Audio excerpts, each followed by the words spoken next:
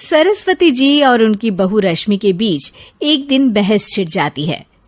आखिर किसका काम ज्यादा आसान है, बहू का या सास का? माँ जी, सास को काम ही क्या है, आपके सारे काम उंगलियों पे तो हो जाते हैं। कुछ भी। हाँ, हिसाब तो उंगलियों पे ही हो जाता है ना। अरे बेटा, ऐसा सिर्फ अभी लगता है। जो मुझे करना पड़ता है ना, वो तुझे करना पड़े तो समझ आएगा कि असली काम का पहाड़ कैसा होता है। ठेले बराबर वजन भी नहीं है आपके काम में, और बात पहाड़ों के वजन की कर रही हैं आप। तू ऐसा करती ही क्या है घर में बेटा, ये तो बता मुझे। मैं थोड़ी ना कुछ करती हूँ, सब जादू से हो रहा है इस घर में। अरे एक दिन मेरा काम करोगी तो समझ आएगा। Okay okay, shut up. कल से मैं घर के काम करूंगी और तू मेरी जगह हर चीज का हिसाब रखना, ठीक है? ठीक है, ये भी कर लेते हैं। ये सास बहू की डील के बारे में रश्मि के पति अमन को नहीं पता था और ना ही अमन के पिताजी सुरेश जी को।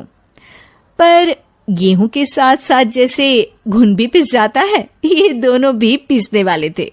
सुबह अमन उठकर रेडी होता है ऑफिस जाने के लिए, तो पता है उसके कपड़े नहीं निकले हुए हैं। अरे रश्मि, तुमने मेरे कपड़े नहीं निकाले? अपनी माँ से पूछो ना, उन्हीं का काम है ये। अमन अपनी माँ के पास जाता है। अब मेरे कपड़े आज आप देने वाले हो क्या माँ? हाँ, देना तो मुझे ही चाहिए, पर तेरी बहू ने कपड़े धोने ही नहीं डाले, तो कोई भी धुला हुआ कपड़ा नहीं है बेटा। हैं? ऐसा क्यों? कपड़े तो धोने आप ही देते हो ना माँ? अरे बहू ने तुझे बताया नहीं, अब हम अदल बदल गए हैं। मैं अब बहू और तेरी बीवी सास। अमन परेशान हो गया। वो बिना इस्त्री के कपड़े पहनकर ऑफिस चला गया। सरस्वती जी अपने घुटने के दर्द के कारण झुककर घर साफ नहीं कर पा रही थी और ना ही खाना बनाना याद रख पाई।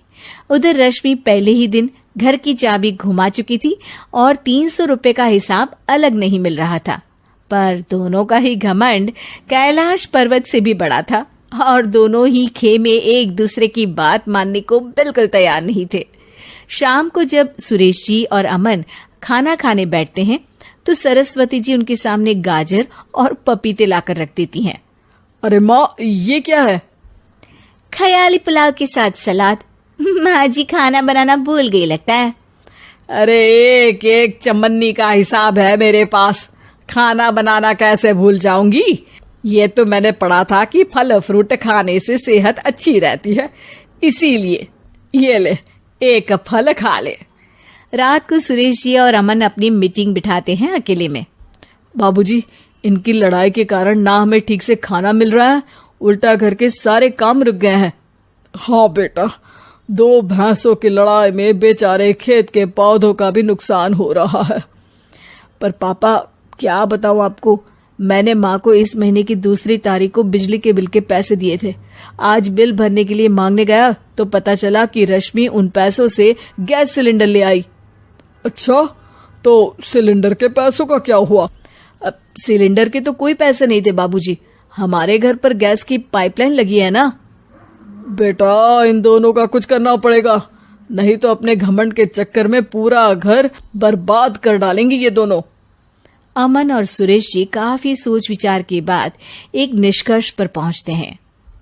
रात ही को दोनों अपनी पत्नियों की अलमारी से नई साड़ी निकालते हैं और सुबह जब रश्मि और सरस्वती जी उठते हैं तो देखते हैं कि दोनों पति साड़ी पहनकर चढ़ाव पर सब्जियां काट रहे हैं। अरे ये सब क्या हो रहा है? क्या हो रहा है मतलब? आप दोनों अदल बदल हो सकते हो तो हम क्यों नहीं? अरे क्या मतलब?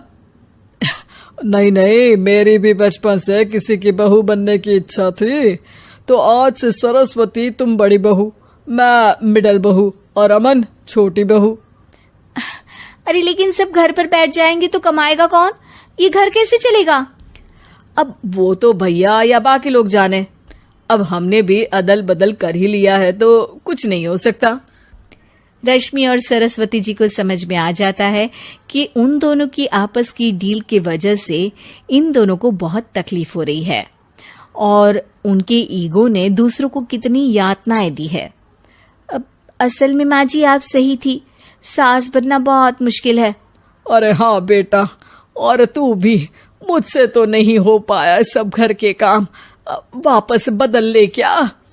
हाँ हाँ बिल्कुल माँ जी, और अब आप दोनों भी बदल लीजिए, कोई आ गया तो आप दोनों को देखकर क्या सोचेगा। अच्छा है, आप दोनों के समझ में ये बात तो आई। मैं फटाक से कपड़े बदल लेता हूँ। अरे रुक जा बेटा, एक फोटो ले लेती हूँ।